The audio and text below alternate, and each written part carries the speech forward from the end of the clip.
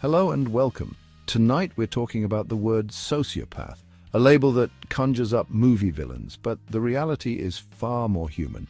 We're not discussing cartoonish evil, we're talking about real people, often shaped by trauma and pain. This isn't about excusing harm, but understanding its roots, especially the drive for revenge. Why does a perceived slight become an all-consuming vendetta? Let's peel back the layers and explore the real reasons behind the revenge factor. Let's begin.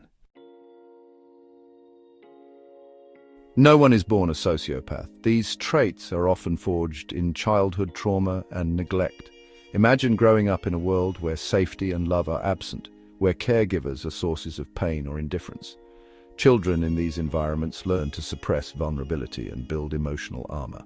The world becomes a battlefield, not a community. As adults, their brains default to threat detected, neutralize threat instead of let's talk this out. Revenge becomes a misguided attempt to reclaim power stolen in childhood. It's not justification, but it's a crucial piece of the puzzle. The quest for revenge echoes a child's desperate cry for safety. It's a tragic feedback loop where coping with old pain creates new devastation.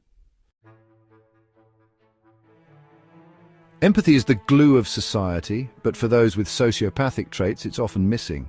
They may understand your feelings intellectually, but they don't feel them. Without effective empathy, revenge feels logical. There's no emotional cost, only personal satisfaction. The suffering of others is abstract. Regaining power is real.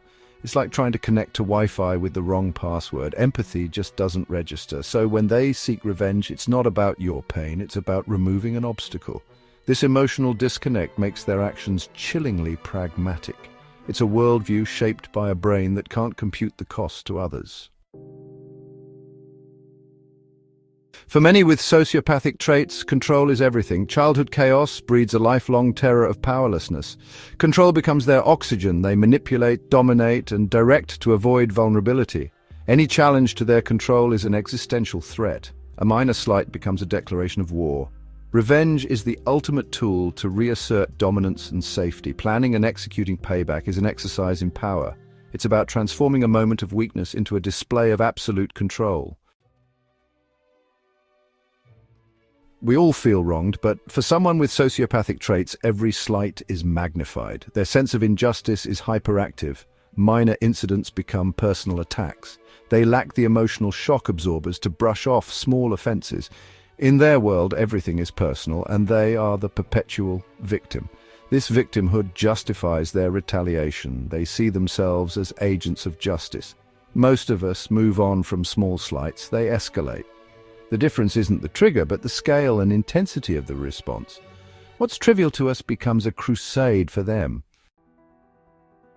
Emotional regulation is a challenge for sociopaths. They feel anger and envy, but lack the tools to process or cope. Emotions become a chaotic storm, unbearable and undifferentiated. Instead of introspection, they externalize pain, projecting it onto others. Revenge offers quick relief from internal turmoil, a dysfunctional coping mechanism. The act provides a fleeting sense of power but never solves the underlying problem. The cycle repeats. New slights, new targets, new acts of revenge. It's a destructive loop with no end. So where does this leave us?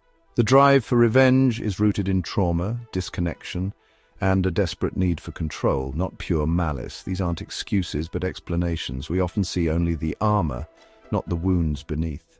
Understanding doesn't mean excusing harm, but it does foster empathy and caution. By looking beyond labels, we gain insight into a difficult aspect of human psychology and strengthen our own compassion. Thank you for joining us. And if you found this video any helpful or meaningful, please subscribe for more videos like this. It helps us a lot. Take care and see you in the next one.